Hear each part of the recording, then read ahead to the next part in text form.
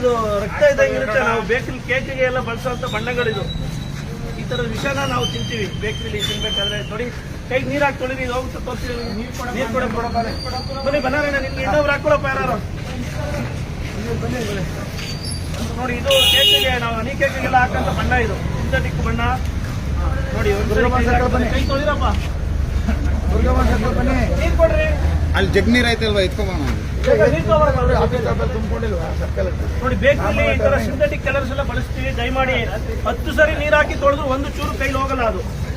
ನೋಡಿ ಈ ತರ ಇದನ್ನ ನಾವು ಕೇಕಲ್ಲೆಲ್ಲ ತಿನ್ನುವಂಥದ್ದು. ನೋಡಿ 10 ಸರಿ ಕೈ ತೊಳೆದ್ರು ಈ ಬಣ್ಣ ಹೋಗ್ತಾ ಇಲ್ಲ. ಒಂದ್ಸರಿ ಕೇಕ್ ತಿಂದ್ರೆ ಕಳ್ಳಲ್ಲಿ ಹೆಂಗ್ ಕುತ್ಕೊಳ್ಳಲ್ಲ ಅದು. ನಾವು 106 ಸರಿ ಕೇಕ್ ತಿಂದ್ರೆ ಅದಕ್ಕೆ ಅನೇಕರಿಗೆ ಕ್ಯಾನ್ಸರ್ ಎಲ್ಲ ಬರೋದು. ದಯಮಾಡಿ ಕೆಲವು ಕಡೆ ಇದು ಎಕ್ಸ್ಪೈರಿ ಆಗಿರೋ ಬಣ್ಣಗಳನ್ನೆಲ್ಲ ಬಳಸ್ತಾರೆ.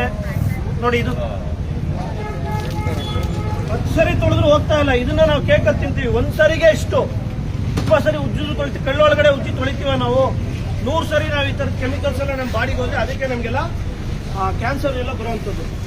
ದಯಮಾಡಿ ಸಾಧ್ಯವಾದಷ್ಟು ಈ ಬೇಕರಿ ಪದಾರ್ಥಗಳನ್ನು ಅವಾಯ್ಡ್ ಮಾಡಬೇಕು.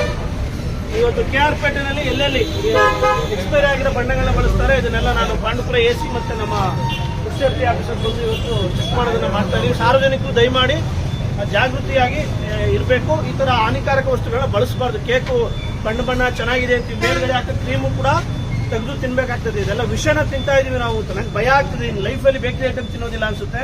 ಒಂದ್ಸರಿ ನೋಡಿ ಕೈ ತೊಳೆದು ಒಂದ್ಸರಿ ಬಣ್ಣ ಹಾಕಿದಕ್ಕೆ ಇಷ್ಟು ಬಣ್ಣ. ಇಲ್ಲಿ ಬನ್ನಾರೇಣ